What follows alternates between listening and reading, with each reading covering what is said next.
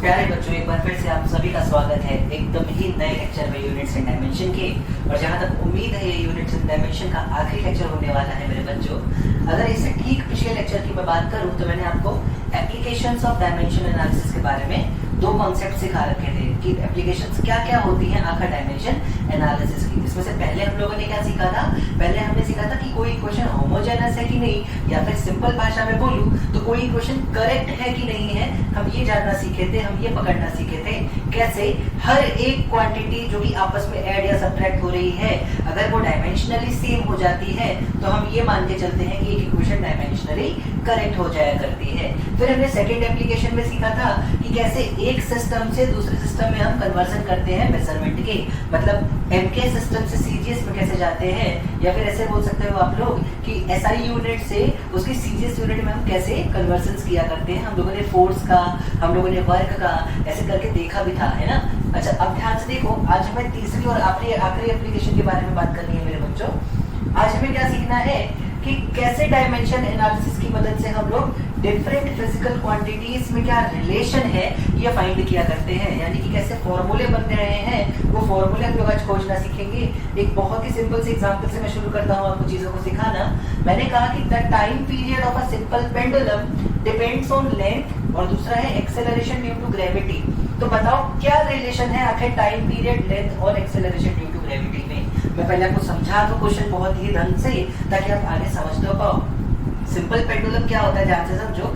एक massless string के साथ नीचे एक मास लगा रहता है छोटा सा, उसको हम उसकी मीन पोजीशन से डिस्प्लेस करके छोड़ते तो वो इधर जाता है, फिर इधर आता है, फिर इधर जाता है, फिर इधर आता है। सिंपल तो नहीं, पर आप में से कुछ बच्चों के घर में भी ऐसी घड़ी होगी जिसमें एक पेंडुलम होगा जो इधर जा रहा होगा, फिर इधर आ रहा होगा, इधर जा रहा होगा, फिर इधर आ रहा होगा। तो इसका जो टाइम पीरियड होता है बेटा, कितनी देर में ये अपना ये पूरा का पूरा जो इसका ट्रैक है उसको ये पूरा कवर कर रहा है, वो होता है इसका टाइम पीरियड, है ना। और वो टाइम पीरियड किन किन चीजों पर डिपेंड करता है? जिस जगह पे हमारे पास ऐसा एक पेंडुलम है वहां पे कितना है ग्रेविटी का एक्सेलरेशन, कितना है ग्रेविटी का एक्सेलरेशन, और कितनी लेंथ थी मेरे पेंडुलम की, इन दो चीजों पे। तो कैसा रिलेशन है कि लेंथ बढ़ाने से टाइम पीरियड बढ़ेगा कि घटेगा, ग्रेविटी बढ़ाने से बढ़ेगा कि घटेगा, आखिर कैसा रिलेशन इनमें, ये मुझे फाइंड करना है using third application of dimension analysis. तो चलो बहुत ध्यान से देखो, मैं इस क्वेश्चन को आपको करके दिखाता हूँ और जो जो स्टेप्स मैं यूज कर रहा हूँ आप सेम इन्हीं स्टेप्स का यूज करके आंसर निकालना सीखा करोगे। देखो सबसे पहले मैं क्या करूंगा, क्वेश्चन बहुत ढंग से पढ़ के जो क्वेश्चन में कह रखा है वो मान लेता हूँ। टाइम पीरियड डिपेंड कर रहा है लेंथ पे और एक्सेलरेशन पे, ठीक है। तो मैं मान लेता हूँ length, time period is equal to कुछ कांस्टेंट इनटू लेंथ की कुछ पावर मान लेता हूँ a इनटू एक्सेलरेशन की कुछ पावर मान लेता हूँ b, acceleration due to gravity की कुछ पावर मान लेता हूँ बेटा b। ये a और b अगर मुझे पता चल जाए तो फॉर्मूला बन जाएगा मेरे लिए बहुत ही सिंपल सा। चलो देखते हैं अब आगे क्या करना है। नेक्स्ट स्टेप में जो भी फिजिकल क्वांटिटीज यहाँ यहाँ या यहाँ आपको नजर आ रही है, आप बस इनका डायमेंशनल फॉर्मूला लिख दो। टाइम पीरियड का डायमेंशनल फॉर्मूला क्या होता है बेटा? t की power 1 is equal to k constant, इसका कोई होगा नहीं। लेंथ यानी कि l to the power a, और एक्सेलरेशन ड्यू टू ग्रेविटी यानी lt माइनस 2। आप लोग देख लेना, आपकी कॉपी में लिखा हुआ है lt minus 2 to the power b। ये आया हमारे पास फॉर्मूला। इसको सिंप्लीफाई करते जाओ बेटा, कुछ नहीं करना है, सिंप्लीफाई करो तो लिखोगे आप t की power 1 is equal to k l की पावर, देखो यहां से l की पावर कितनी है बेटा? a, यहां से l की पावर कितनी है बेटा? b। तो l की पावर टोटल क्या हो गई? a प्लस b, t की पावर यहां से कुछ नहीं, वहां से माइनस 2b, ये निकल के आया हमारे पास। अच्छा, t की पावर 1 को मैं ऐसे भी लिख सकता हूं, ध्यान से देखो तो m0 l0 t1 is equal to k times of l to the power a plus b t to the power minus b। अब कंपैरिजन करना है, जरा देखो इस साइड लेंथ की पावर कितनी है बेटा? 0। इस साइड लेंथ की पावर कितनी है? a plus b। तो मतलब हमको एक इक्वेशन मिल गई कि 0 इज इक्वल टू क्या होने वाला है बेटा? a plus b। ये हो गई हमारी पहली इक्वेशन। देखो ध्यान से, यहाँ t की पावर है बेटा 1, वहां t की पावर है बेटा माइनस 2b, तो हम लिख सकते हैं 1 is equal to minus 2b। ये हो गई हमारी सेकेंड इक्वेशन। क्या हमको यही दो इक्वेशन की मदद से दो अननोन यानी कि a और b फाइंड करना था? क्योंकि हमने देखो a और b दो ही तो अननोन ले रखे हैं। ये कांस्टेंट है और तो ये भी अननोन है, पर हमें ये कैलकुलेट नहीं करना है। हमारा मकसद कांस्टेंट फाइंड करना नहीं है, हमारा मकसद तो ये पता करना है कि टाइम लेंथ पे और एक्सेलरेशन ड्यू टू ग्रेविटी पे किस तरीके से डिपेंडेंट है। अब ध्यान से देखो, क्या सेकंड इक्वेशन को मैं आराम से सॉल्व कर सकता हूँ? -2b इज इक्वल टू 1 लिखा हुआ है, -2b इज इक्वल टू 1 लिखा हुआ है। अगर मैं इसको सॉल्व कर दूं तो b निकल के आ जाएगा बेटा -1/2। हो शाबाश, b कितना निकल के आया बच्चों? -1/2। अब जरा b की वैल्यू फर्स्ट इक्वेशन में पुट कर दो तो 0 इज इक्वल टू a -1/2 लिखा हुआ है। यहाँ से a निकल के आ जाएगा +1/2। a कितना आ गया बेटा? +1/2। तो क्या a और b जो दो वैल्यूज मुझे फाइंड करनी थी मैंने कर ली। अगर मैंने a और b की वैल्यू फाइंड कर ली है तो बस अब यहाँ वापस लौट के आओ जहाँ तुमने अपना क्वेश्चन शुरू किया था और यहाँ पे a और b की वैल्यू पुट कर दो। जैसे आप a और b की वैल्यू पुट करोगे आपको टाइम का एक फॉर्मूला मिलेगा, t इज इक्वल टू जो कांस्टेंट है k लेंथ की पावर 1/2 और एक्सेलरेशन ड्यू टू ग्रेविटी की पावर -1/2। इसको और कैसे लिख सकते हो बेटा? इसको आप ऐसे लिख सकते हो, t is equal to k l की पावर 1/2 को √l लिखा जा सकता है और g की पावर -1/2 को 1/g की पावर 1/2 लिखा जाता है। तो ये 1/g आ जाएगा कुछ ऐसा। ये देखो एक फॉर्मूला निकल के आ गया आपके पास टाइम पीरियड लेंथ और एक्सेलरेशन ड्यू टू ग्रेविटी में। और यकीन मानो बच्चों, हकीकत में जो फॉर्मूला होता है ना, हकीकत में जो फॉर्मूला होता है वो होता है t is equal to 2π√l/g। देखो एग्जैक्ट वही फॉर्मूला निकल के आया है। हाँ, ये 2π के बारे में हमें भले ही पता नहीं चल पा रहा हो क्योंकि डायमेंशन हमारे कांस्टेंट के बारे में हमें कुछ नहीं बता सकता है, न्यूमेरिकल कांस्टेंट के बारे में। पर ध्यान से देखा जाए तो l और g के साथ जो रिलेशन है टाइम पीरियड का वो एग्जैक्ट हमें मिल रहा है। देखो लेंथ की पावर 1/2 के डायरेक्टली प्रोपोर्शनल और ग्रेविटी की पावर 1/2 के इनवर्सली प्रोपोर्शनल है हमारा ये फॉर्मूला। तो बेहद आसान तरीके से हमने थर्ड एप्लीकेशन पर काम करना सीख लिया, जिसमें हम क्या सीख रहे हैं मेरे बच्चों? जिसमें हम सीखते हैं कि कैसे टाइम पीरियड लेंथ और एक्सेलरेशन ड्यू टू ग्रेविटी पर डिपेंडेंट होने वाला है। तो शाबाश मेरे बच्चों, मुझे लगता है तुमने भी बहुत ही तरीके से सीखा होगा। इस क्वेश्चन को आप ढंग से नोट करो। मैं आता हूँ नेक्स्ट क्वेश्चन लेकर आपके पास। तो चलो बच्चों देखते हैं एक बिल्कुल वैसा ही सवाल जो कि लास्ट ईयर 2019 में जेईई मेंस ने पूछा था। 4 नंबर का सवाल बेहद ही आसान सा। और हमको क्या कहा गया था क्वेश्चन में कि the linear momentum of a body depends on surface tension, moment of inertia and Planck's constant. तो बताओ what is relation between them. हमको इन सब में रिलेशन फाइंड करना है। तो बहुत ही आसान सवाल है, बहुत ही ज्यादा आसान सवाल है, पर उन बच्चों के लिए जिन्हें इन चारों ही फिजिकल क्वांटिटी का डायमेंशनल फॉर्मूला पता होगा। तो जहां तक मुझे अच्छे से याद है, लीनियर मोमेंटम का, मोमेंट ऑफ इनर्शिया का और सरफेस टेंशन का डायमेंशनल फॉर्मूला मैंने आपको पहले ही दे रखा है। आप चाहो तो वहां से देख सकते हो या फिर मैं चारों का डायमेंशनल फॉर्मूला एक बार जल्दी से आपको निकाल के दिखा देता हूँ। पर याद रखना, क्वेश्चन करते समय हर बच्चे ने डायमेंशनल फॉर्मूला पहले से याद रखा होगा, तभी वो बहुत जल्दी कर पा रहा होगा। नहीं भी याद है तो भी देखो हम चाहें तो बहुत आसानी से कर सकते हैं अगर हमें कोई ना कोई फॉर्मूला इन फिजिकल क्वांटिटीज का पता हो। जैसे मैं एक एक करके आपको पहले सॉल्व करा देता हूँ। लीनियर मोमेंटम की बात कर लेता हूँ।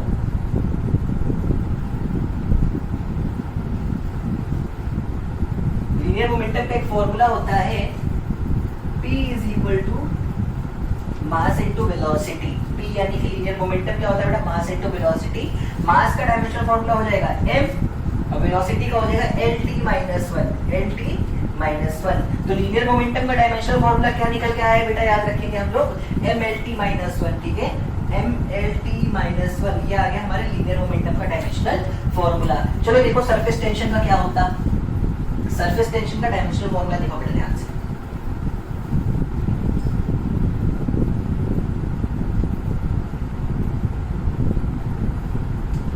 सरफेस टेंशन होता है force per unit length, force upon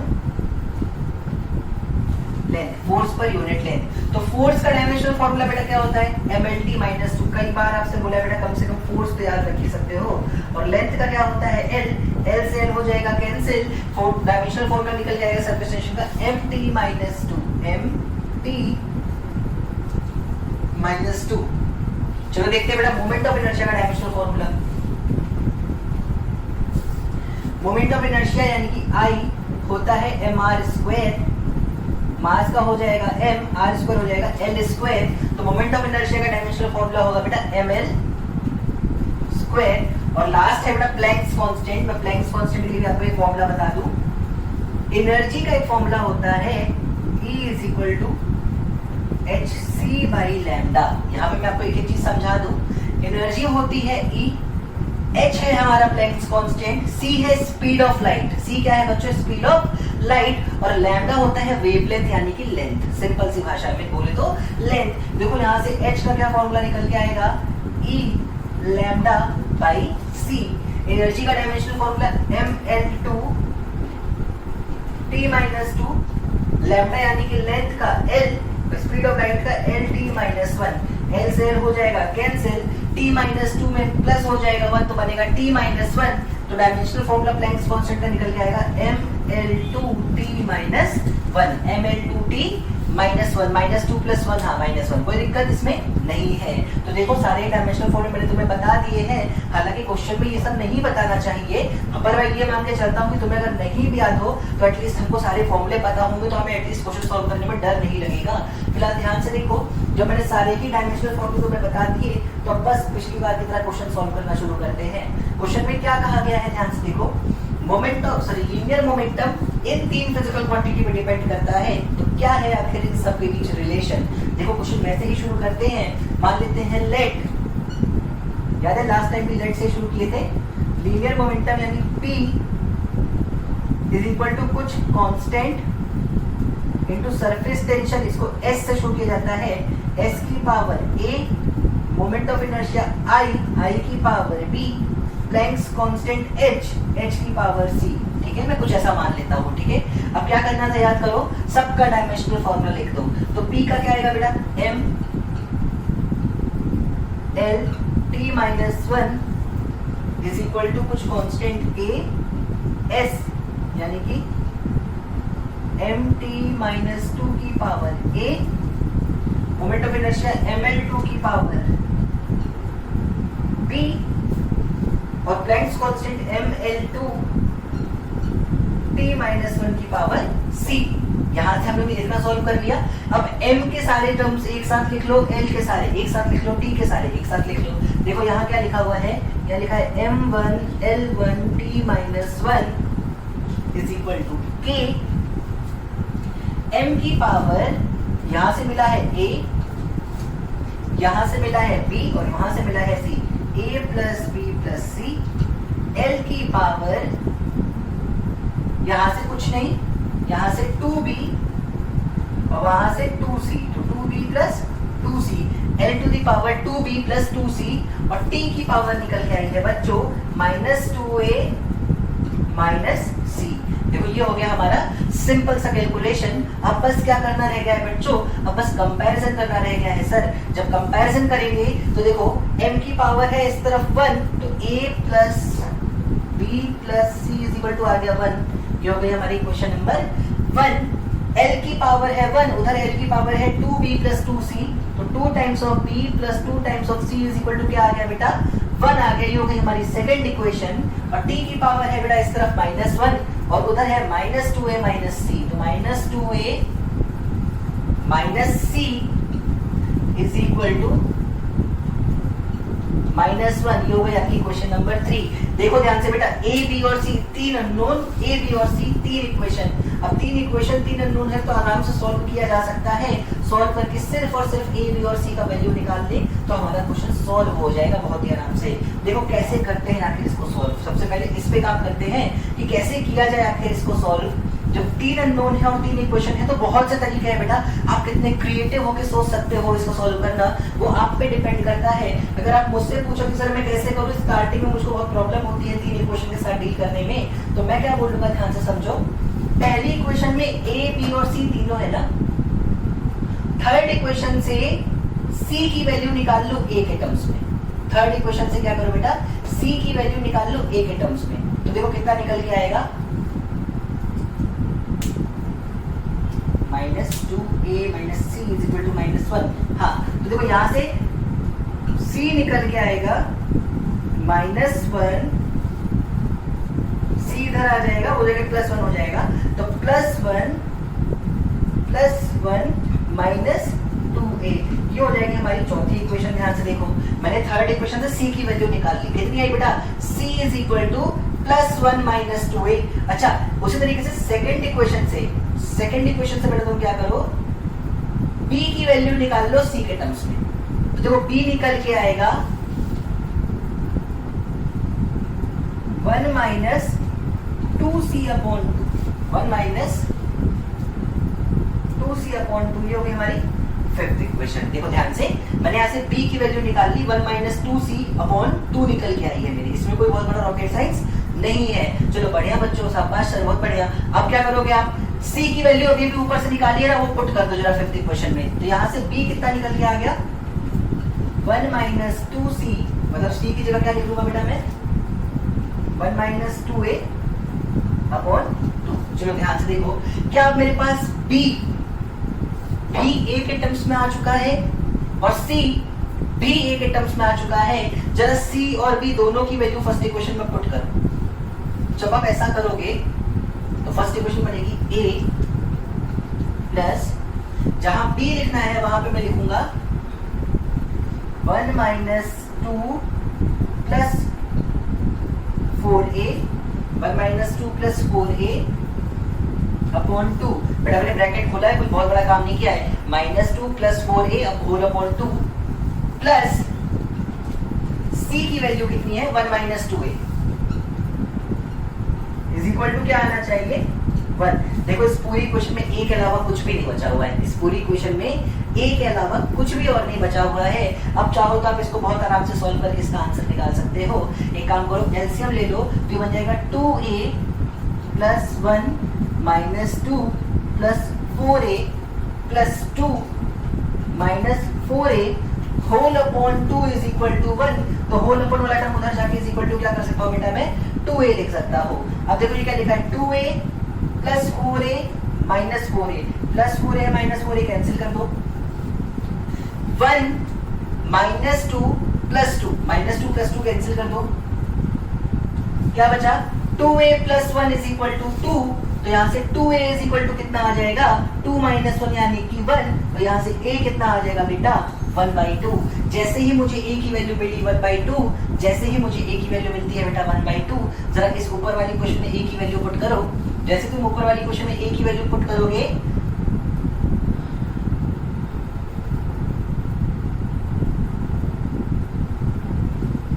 जैसे तुम ऊपर वाली क्वेश्चन में a की वैल्यू पुट करते हो तो 1/2 में 2 से 2 कैंसिल हो जाएगा, बचेगा 1 - 1, c निकल के आएगा 0। c कितना निकल के आया बच्चों, 0। और एक बार c निकल के आ गया 0, तो जरा यहाँ पे c की वैल्यू आप पुट कर दो, तो b भी निकल के आ गया 1/2। देखो बहुत आराम तरीके से, बहुत ही आसानी से हमने a, b और c तीनों की वैल्यू फाइंड कर ली मेरे बच्चों। a, b और c तीनों की वैल्यू हमने फाइंड कर ली। जरा याद करो, थोड़ी देर पहले मैंने एक इक्वेशन लिख रखी थी, मैं फिलहाल आपको जल्द से बता दूं। a आया है 1/2, c आया है 0 और b आया है 1/2। याद करो मैंने क्या माना था, मैंने जो लेट किया था वो क्या था, ध्यान से देखो। मैंने यही तो माना था कि linear momentum p is equal to कुछ कांस्टेंट सरफेस टेंशन की power a, moment of inertia की पावर b, प्लैंक्स कांस्टेंट की पावर c। जरा a, b, c की वैल्यू पुट करो तो p निकल के आया है s to the power 1/2, i to the power 1/2, c की पावर 0। और ये हो गया हमारा आंसर, ये हो गया बेटा हमारा आंसर। इस तरीके से डिपेंड करता है लीनियर मोमेंटम इन तीनों फिजिकल क्वांटिटी पे। तो देखो कितने आराम से हमने इस क्वेश्चन का आंसर निकाला है, और मुझे उम्मीद है कि तुमने इस पर्टिकुलर क्वेश्चन को सॉल्व करना बहुत आराम से सीख लिया होगा। और भी बहुत आसान तरीके होते हैं। देखो ध्यान से, यहाँ से 2 कॉमन ले लो, बचेगा क्या बेटा, b plus c is equal to 1। यहाँ से b प्लस b आ जाएगा 1/2। देखा ध्यान से, अगर तुम यहाँ से 2 कॉमन लो तो क्या बचेगा, b plus c is equal to 1, यानी b plus c is equal to 1/2। b plus c की जगह 1/2 रख दो, तो a plus 1/2 is equal to 1। a यहाँ से भी 1/2 नजर आ रहा था, बिल्कुल डायरेक्ट नजर आ रहा था। जैसे ही ये 1/2 नजर आया आप यहाँ पुट कर दो, तो माइनस का 1 minus c is equal to minus one cancel, c 0 निकल के भी आ गया। तो तुम कितना अच्छे से सोच सकते हो, कितने क्रिएटिवली सोच सकते हो, उतना आसान होता है इन क्वेश्चन को सॉल्व करना। 2 तरीके तो मैंने ही तुम्हें सिखा दिए, एक ये तरीका जो लेंथी था थोड़ा, पर हाँ जो आंसर निकला वो बिल्कुल सही निकला, और एक यहाँ जहाँ तुमको क्रिएटिविटी दिखाई मैंने, 2 कॉमन लिया, झट से आंसर बिना सॉल्व किए दिखा रहा हूँ तुमको। देखो 2 कॉमन लेके b प्लस सी बराबर 1 लिखा हुआ है, तो b plus C is equal to 1/2, जैसे यहाँ रखोगे a आ जाएगा 1/2, यहाँ डालोगे c आ जाएगा 0, यहाँ पुट करोगे दोबारा से c की वैल्यू 0, तो 2 भी आ जाएगा 1, b आ जाएगा 1/2। कितना आराम से हमने क्वेश्चन को सॉल्व कर लिया। और क्या आया आखिर हमारा रिलेशन कि लिनियर मोमेंटम का आ गया value k s to the power 1/2 i to the power 1/2 c to the power 0, और ये जो भी ऑप्शन था हम चारों में से यही था हमारा फाइनल आंसर। तो उम्मीद है ये क्वेश्चन तुम्हें समझ में आया होगा, फिर ढंग से इसको नोट कर लिया होगा। मैं अगला क्वेश्चन लेकर आता हूँ फिर तुम्हारे पास। तो चलो बच्चों, बिल्कुल सेम कॉन्सेप्ट पे एक और सवाल करते हैं हम लोग, जो कि जेईई एडवांस 2015 में पूछा गया था। क्वेश्चन को बस एक अजीब सी लैंग्वेज से पूछा गया है, पर क्वेश्चन के करने के तरीके में कुछ भी बदलने वाला नहीं है। देखो क्वेश्चन कहता है कि if speed of light, Planck's constant and gravitational constant are considered as fundamental physical quantities। देखो हमको पता है ये सब फंडामेंटल नहीं है, ये सब डिराइव्ड फिजिकल क्वांटिटीज है, फंडामेंटल तो सिर्फ 7 हुआ करती है। पर इन्होंने क्या कहा कि मान लो कि वो 7 नहीं बल्कि ये है फंडामेंटल फिजिकल क्वांटिटीज, तो इनके टर्म्स में लेंथ का फॉर्मूला क्या होता होगा। अभी तक हम डिराइव्ड क्वांटिटी को फंडामेंटल के रिस्पेक्ट में लिख रहे थे, इसमें हमसे कहता है कि फंडामेंटल को डिराइव्ड के रिस्पेक्ट में लिखो, सिर्फ लैंग्वेज बदली है, तरीका नहीं बदलेगा। तुमसे कुल मिला के सिंपल भाषा में बोलूं क्या लिखा है, तो यही लिखा है लेंथ का फॉर्मूला बताओ इन तीनों के टर्म्स में, लेंथ का फॉर्मूला बताओ इन तीनों के टर्म्स में। तो देखो वैसे ही करेंगे जिस सवाल अभी तक हमने किया, और उससे पहले मुझे इतनी उम्मीद है कि इन सब का डायमेंशनल फॉर्मूला आपको याद होना चाहिए। नहीं भी हो तो मैं इस तरह आपके लिए लिख देता हूँ, स्पीड ऑफ लाइट है तो स्पीड ही lt minus 1, Planck's constant ml2 et minus 1, ml2t minus 1, और ग्रेविटेशनल कांस्टेंट का निकल के आएगा बेटा, ग्रेविटेशनल कांस्टेंट का निकल के आएगा m minus 1 l m force क्या होता है बेटा, force into distance square upon mass का स्क्वायर, तो mlt, हाँ तो m minus 1 l3 t minus 2, m minus 1 l3 t minus 2, ये होता है ग्रेविटेशनल कांस्टेंट का डायमेंशनल फॉर्मूला। तो एटलीस्ट डायमेंशनल फॉर्मूले आपको याद होंगे तो सवाल आप बहुत आराम से कर सकते हो, कोई बहुत बड़ा रॉकेट साइंस नहीं है। चलो तो ये मानते हुए कि डायमेंशनल फॉर्मूले तुमने याद कर लिए होंगे, आओ इस सवाल को सॉल्व किया जाए। सबसे पहले एक बार फिर से मैं कंफर्म कर लूं, speed of light lt minus 1 बिल्कुल सही है, Planck's constant energy into time हो जाएगा ml2t minus 2 इनटू t, तो ml2t minus 1 बिल्कुल सही है, और ग्रेविटेशनल कांस्टेंट होता है fr square upon m1 m2, मतलब mlt minus 2 into l square upon m square. हाँ बिल्कुल सही है, कुछ दिक्कत की बात नहीं है। तो चलो ध्यान से मैं करने जा रहा हूँ क्वेश्चन को सॉल्व। मुझे लेंथ का फॉर्मूला निकालना है ना इनके टर्म्स में। देखो वैसे ही शुरू करूंगा लेट से, let length is equal to कुछ constant into speed of light, जिसको c से शो करते हैं की पावर a, प्लैंक्स कांस्टेंट यानी कि h की पावर b, और ग्रेविटेशनल कांस्टेंट कैपिटल G की पावर c।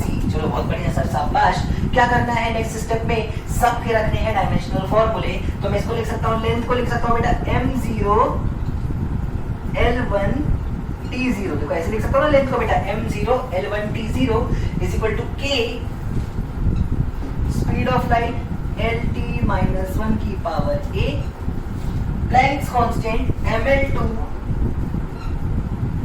t minus 1 की पावर b, और gravitational constant m minus 1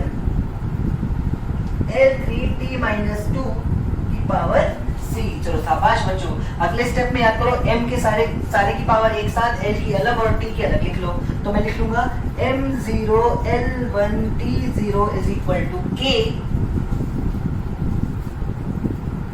m to the power, देखो यहाँ से तो m का कोई टर्म ही नहीं आया, यहाँ से आया m की पावर b, यहाँ से आया m की पावर माइनस c, तो m की power b minus c, l की पावर देखो यहाँ से आया a, यहाँ से आया 2b, वहां से आया 3c, तो a plus 2b plus 3c और t की पावर -a -b -2c। तो देखो ध्यान से हम लोगों ने सारे ये क्वेश्चंस लिख लिए। लास्ट स्टेप क्या है बेटा? कंपैरिजन करो और रिलेशन निकाल लो ए बी और सी के जो भी तीन इक्वेशन आ रही है उसमें। तो पहली इक्वेशन आएगी कि b - c = 0। ये हो गई बेटा मेरी इक्वेशन नंबर 1। दूसरी इक्वेशन आएगी a + 2b + 3c = 1। ये हो गई मेरी बेटा दूसरी इक्वेशन। और तीसरी इक्वेशन निकल के आई है -a -b -2c = 0। ये मेरी तीसरी इक्वेशन निकल के आई है। तो देखो तीन इक्वेशन है, तीन अननोन, बेहद आराम से हम इन तीनों क्वेश्चन को सॉल्व करके ए बी और सी को फाइंड कर सकते हैं। बहुत से तरीके हैं इन क्वेश्चन को कर लेने के, आपको जो तरीका ज्यादा अच्छा लगता हो आप उस तरीके का इस्तेमाल कर सकते हैं। कैसे कर सकते हो सर? देखो यहाँ से तुम चाहो तो बी को निकाल लो सी के टर्म्स में, और थर्ड इक्वेशन से चाहो तो ए को निकाल लो सी के टर्म्स में, क्योंकि बी तो सी के टर्म्स में निकाल लिया तुमने। तो यहाँ से b आ जाएगा c के टर्म्स में, यहाँ से a आ जाएगा c के टर्म्स में। अब सेकंड इक्वेशन में a और b दोनों को c के टर्म्स में रख दोगे तो सेकंड इक्वेशन में सिर्फ और सिर्फ c बच रहा होगा। उस c की वैल्यू निकाल लो, ऊपर वाली में c पुट कर दो, वहां से b निकल जाएगा, नीचे वाले में c पुट कर दो, यहाँ से a निकल जाएगा। एक बार a b और c की वैल्यू निकल जाए तो बस फाइनली यहाँ पे लाके a b और c की वैल्यू पुट कर दो, तुम्हारे क्वेश्चन का आंसर आ जाएगा। ये क्वेश्चन मैं सॉल्व नहीं करूंगा बेटा, मैं सॉल्व नहीं करूंगा, क्योंकि कुछ मेहनत तुमको भी करनी पड़ेगी और यही तुम्हारे मेहनत का आज पार्ट है, यही तुम्हारे पार्ट में मेहनत है। ए बी और सी की वैल्यूज निकालनी है और कमेंट में आपको यानी नीचे बताना है कि क्या आया है ए, क्या आया है बी और क्या आया है सी। और बेटा प्लीज आप लोग कमेंट कर दिया करो, उसी से मुझे पता चलता है बेटा कि आप पढ़ भी रहे हो कि नहीं पढ़ रहे हो। मैं इतनी मेहनत अगर कर रहा हूँ तो मैं आपके लिए कर रहा हूँ, आप इतनी मेहनत तो मेरे लिए कर ही सकते हो कि कुछ कमेंट्स ही दे दो। तो जरूर ध्यान से कमेंट कर देना कि ए बी और सी की वैल्यू क्या आने वाली है मेरे बच्चों। मैं और कोई कमेंट तो वैसे ही आपसे नहीं बोल रहा, आपसे सिंपल आप ही के फायदे की कमेंट की बात कर रहा हूँ। तो प्लीज जरूर बताना ए बी और सी की क्या वैल्यू निकल के आती है, या फिर फाइनली ये फॉर्मूला ही बता देना क्या निकल के आया। तुमको जो ठीक लगे, या तो एबीसी बता दो या तो फाइनल फॉर्मूला बता दो, तुम्हारी मर्जी होने वाली है। तो देखो ये था आपके लिए third application of dimension analysis, और हमने बहुत ही बेहतरीन तरीके से फर्स्ट, सेकंड और थर्ड तीनों एप्लीकेशन के बारे में सीख लिया है। तो जब तीनों एप्लीकेशन हम सीख चुके हैं तो क्या सर ये चैप्टर पूरी तरीके से खत्म हो चुका है? हाँ बच्चों, ऑलमोस्ट ये चैप्टर खत्म हो चुका है। बस एक टॉपिक लास्ट में जो बचा हुआ है वो है क्या ड्रॉबैक्स है डायमेंशन एनालिसिस के। इन ड्रॉबैक्स के बारे में चर्चा अगर कर लिया जाए तो ये चैप्टर पूरी तरीके से खत्म हो जाएगा। तो आप इस क्वेश्चन को अच्छे से सॉल्व करो, तब तक मैं लेके आता हूँ आपके लिए ड्रॉबैक्स ऑफ डायमेंशन एनालिसिस। तो देखो बच्चों क्या है आखिर ड्रॉबैक्स इस पूरे डायमेंशन एनालिसिस का। मैं आपको ड्रॉबैक्स से पहले कुछ और चीजें याद दिलाता हूँ। अगर मैं आपसे पूछूं बेटा वर्क का डायमेंशन क्या निकल के आया था, देखो ध्यान से, वर्क का डायमेंशन क्या निकल के आया था अगर मैं तुमसे पूछूं बेटा, तो तुम अपनी कॉपी में नोट्स में देख सकते हो, या अगर तुम्हें याद है तो ml2t-2 ही आया होगा। अच्छा जरा बताओ एनर्जी का क्या आया था बच्चों? देख लो कॉपी में, कोई बात नहीं अगर याद नहीं है तो। एनर्जी का भी ml2t-2 आया था सर। अच्छा टॉर्क का क्या आया था बच्चों? सर टॉर्क का भी ml2t-2 आया था। मतलब क्या पता चलता है कि दो या दो से ज्यादा फिजिकल क्वांटिटीज का सेम डायमेंशन हो सकता है। क्या मेरी बात समझ पा रहे हो? दो या दो से ज्यादा फिजिकल क्वांटिटीज का सेम डायमेंशनल फॉर्मूला हो सकता है। मतलब अगर मुझे फिजिकल क्वांटिटी पता है, जैसे मैंने कहा वर्क, तो तुम जरूर बता दोगे कि इसका डायमेंशनल फॉर्मूला सर ml2t-2 है। पर अगर मैं उल्टा बोलूं, मैं कहूं ml2t-2 किस फिजिकल क्वांटिटी का डायमेंशनल फॉर्मूला है, तो अब तुम कंफ्यूज हो जाओगे कि सर वर्क सुनना चाहते हैं कि टॉर्क सुनना चाहते हैं कि एनर्जी सुनना चाहते हैं। तो ऐसी बहुत सी प्रॉब्लम्स आ सकती है। और पहला ड्रॉबैक यही है कि if only dimension of a physical quantity is given, हमें सिर्फ डायमेंशन बता दिया जाए, वी कैन नॉट एग्जैक्टली जज दैट फिजिकल क्वांटिटी। हम एग्जैक्टली पता नहीं कर सकते कि किस फिजिकल क्वांटिटी की बात की जाती है। और ऐसा इसलिए है क्योंकि एक से ज्यादा फिजिकल क्वांटिटी सेम डायमेंशनल फॉर्मूले पे होती है। और कौन सा एग्जांपल है सर? और देखो तुमको दिखाता हूँ। प्रेशर का बताओगे बेटा मुझे देख के जरा? प्रेशर का, हाँ सर बता सकते ना। प्रेशर का होता है फोर्स अपॉन एरिया, मतलब m l-1 t-2। mlt minus 2 upon L square, है ना।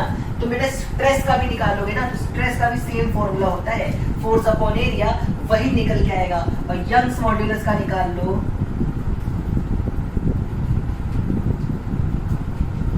बल्क मॉड्यूलस का निकाल लो, किसी भी मॉड्यूलस ऑफ इलास्टिसिटी का निकाल लोगे, सबके लिए वही डायमेंशनल फॉर्मूला होने वाला है, सबके लिए वही डायमेंशनल फॉर्मूला होने वाला है। तो देखो कोई फर्क नहीं पड़ रहा है कि किस क्वांटिटी का नाम लिया गया, डायमेंशनल फॉर्मूला एक ही मिला। सिमिलरली लीनियर मोमेंटम का निकाल लो और इंपल्स का निकाल लो, सेम मिलेगा। तो क्या कहना चाहते हो सर? बस इतनी सी बात कि सिर्फ डायमेंशनल फॉर्मूले के बेसिस पे हम फिजिकल क्वांटिटी को भी जज नहीं कर सकते, क्योंकि एक से ज्यादा फिजिकल क्वांटिटीज सेम डायमेंशनल फॉर्मूले की हो सकती है। तो ये तो था बिल्कुल पहला ड्रॉबैक, है ना। अब देखो ध्यान से, और क्या ड्रॉबैक है सर? और ड्रॉबैक है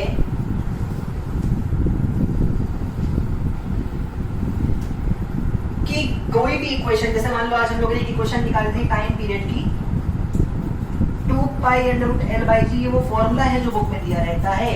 पर जब आज हम कैलकुलेट कर रहे थे तो हमने निकाली थी k under root l by g. इस k के बारे में डायमेंशन एनालिसिस से कुछ पता नहीं चल पाया था, इस k के बारे में डायमेंशन एनालिसिस कुछ पता चल नहीं पाया था। ठीक उस तरीके से जो न्यूमेरिकल कांस्टेंट होते हैं, जैसे 1 2 3 4, मान लो formula b square is equal to u square plus 2as। मान लो मैंने एक फॉर्मूला लिखा b square is equal to u square plus 2as। एक बच्चे ने लिखा b square is equal to u square plus 8as। अब तुमसे पूछूंगी कौन सी इक्वेशन सही है, तो तुम क्या करोगे? तुम इसका डायमेंशन निकाल लोगे, इसका निकाल लोगे और इसका निकाल लोगे। अगर तीनों सेम आई तो तुम कहोगे इक्वेशन सही है, पर अगर ऊपर तीनों सेम आई ना बेटा, तो नीचे भी तो सेम ही आएगी, यानी मेरे लाल नीचे भी तो सेम ही आ रही होगी। तो तुम्हें नहीं डायमेंशन बता पाता कि ये कांस्टेंट 2 होना चाहिए कि 8 होना चाहिए। और यही दूसरी ड्रॉबैक बनेगी कि किसी भी न्यूमेरिकल कांस्टेंट की वैल्यू, ट्रिग्नोमेट्रिक फंक्शन की वैल्यू, ट्रिग्नोमेट्रिक फंक्शन की वैल्यू, लॉगरिथमिक फंक्शन की वैल्यू, एक्सपोनेंशियल फंक्शन की वैल्यू, ये सारी ही चीजें डायमेंशन एनालिसिस से पता नहीं की जा सकती। इनके बारे में डायमेंशन एनालिसिस कोई कमेंट नहीं कर सकता। तो सेकेंड ड्रॉबैक क्या होने वाला है कि the numerical constant, trigonometric functions, logarithmic functions and exponential functions can not be determined using dimension analysis. तो बहुत ध्यान से देखो, ये इक्वेशन करेक्ट है कि ये इक्वेशन करेक्ट है, तो आंसर होगा सर डायमेंशनली दोनों करेक्ट है। पर हर इक्वेशन जो डायमेंशनली करेक्ट हो, ये लाइन लिख लेना, अपने स्टार बना के क्वेश्चन पूछ जाता है। हर इक्वेशन जो डायमेंशनली करेक्ट होती है, जरूरी नहीं है कि वो इक्वेशन भी करेक्ट होती है। याद रखना, all equations which are dimensionally correct may not be physically correct. जरूरी नहीं है कि वो फिजिकली भी करेक्ट हो जाती हो। तो बहुत बढ़िया बच्चों, बहुत बढ़िया, हम लोगों ने दूसरा ड्रॉबैक भी सीख लिया। और लास्ट पॉइंट इस चैप्टर का पढ़ के इस चैप्टर को खत्म करते हैं। तीसरा ड्रॉबैक क्या है आखिर डायमेंशन एनालिसिस का? देखो ध्यान से, तीसरा ड्रॉबैक तीसरे एप्लीकेशन के बेसिस पे निकालता हूं। तुमको मैंने आज क्वेश्चन दिया कि लेंथ जो है, मान लो प्लैंक्स कांस्टेंट पे, स्पीड ऑफ लाइट पे और ग्रेविटेशन पे डिपेंड करती है। तो तुमने तीनों को मल्टीप्लाई किया था कि लेंथ जो है स्पीड की पावर a, इसकी पावर b, उसकी पावर c। पर तुमने ऐसा क्यों नहीं सोचा कि ये भी तो हो सकता है कि length is equal to speed plus कुछ हो रहा होता, है ना। जैसे मान लो एक फॉर्मूला है, मान लेते हैं कोई s is equal to ut plus half at square.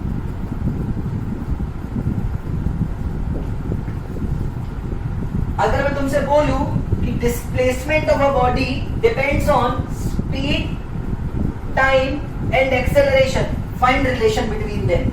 Displacement of a body depends on speed, time and acceleration, find relation between them. बिल्कुल थर्ड वाला तरीका जो मैंने बताया, उसका इस्तेमाल करके निकाल लो बेटा आंसर। निकलेगा ही नहीं। क्यों नहीं निकलेगा सर? इसलिए नहीं निकलेगा कि डायमेंशन एनालिसिस के दम पर तुम वो रिलेशंस फाइंड ही नहीं कर सकते जिनमें बीच में एडिशन या सब्ट्रैक्शन आ जा रहा हो। सिर्फ मल्टीप्लिकेशन वाली इक्वेशंस तुम निकाल ले जाओगे, पर जिनमें एडिशन आ गया होगा, सब्ट्रैक्शन आ गया होगा, वो कभी फाइंड नहीं कर पाओगे बेटा। तुम परेशान हो जाओगे और तुम्हारा आंसर नहीं निकल के आएगा। तो तुम डायमेंशन एनालिसिस इसमें कुछ नहीं कर सकते, चेक कर सकते हो ये सही है नहीं गलत, पर ये कैसे आई ये नहीं बना सकते, ये तुम बना नहीं सकते। तो याद रखना कि डायमेंशन एनालिसिस के बेसिस पे सिर्फ उन्हीं इक्वेशंस को हम लोग खोज पाते हैं जिनमें एडिशन या सब्ट्रैक्शन का कोई रोल नहीं होता है, जिनमें एडिशन या सब्ट्रैक्शन का कोई रोल नहीं होता है। तो तीसरा और लास्ट ड्रॉबैक जो था वो भी हमने बहुत ही तरीके से, बहुत ही ढंग से सीख लिया है। और इसके साथ साथ ये बोलते हुए मुझे बेहद खुशी हो रही है कि डायमेंशन चैप्टर हमारा, यूनिट्स एंड डायमेंशन पूरी तरीके से खत्म हो चुका। अभी कुछ और छोटी छोटी चीजें हैं जो बची हुई है, जैसे एरर एनालिसिस है, सिग्निफिकेंट फिगर्स है, ये सारी चीजें भी हमें पढ़ना होगा। पर डायमेंशन एनालिसिस यहाँ पे हमारा पूरी तरीके से खत्म होता है। बहुत आराम से अपने नोट्स को बनाना बच्चों, बहुत ही तरीके से नोट्स को बनाओ और क्वेश्चंस प्रैक्टिस करो जितनी ज़्यादा कर सकते हो, ताकि तुम्हारा कमांड इस चैप्टर में बहुत अच्छा हो जाए, ताकि तुम्हारा कमांड इस चैप्टर में बहुत अच्छा हो जाए। चलो फिर तब तक ये मस्त रहो, हंसते रहो, खेलते रहो, अपना ध्यान रखो और अपने फ्यूचर का भी